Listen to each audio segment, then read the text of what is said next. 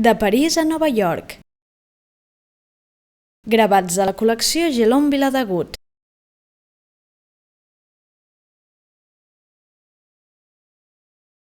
Introducció.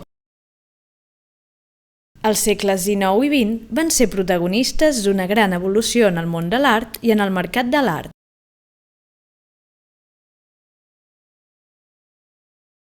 El segle XIX va ser l'època en el món de l'art de la revolució permanent, aquell temps en què tot va evolucionar, en què tot estava en moviment i es buscaven nous camins.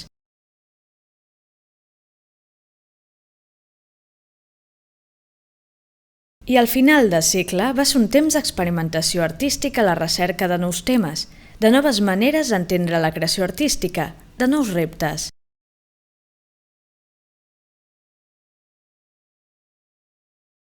La febre de la descoberta. La història de l'art del segle XX, per la seva banda, és una història sense fi. Tot es descobreix i redescobreix. Els camins més curts a vegades fan marrada i els artistes volen menjar-se la vida i el món a queixalades.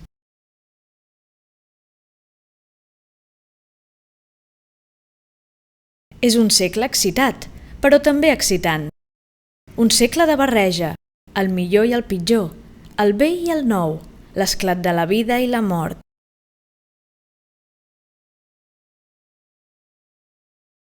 Els segles XIX i XX veuran també canvis de capitalitat.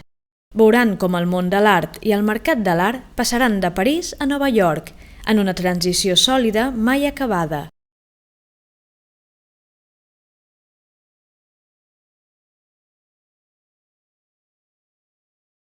L'exposició de París a Nova York vol mostrar mitjançant gravats i obra gràfica dels grans artistes al moment l'evolució que acabem de descriure, l'eclosió i l'evolució de l'art, i els canvis de capitalitat del món i del mercat de l'art.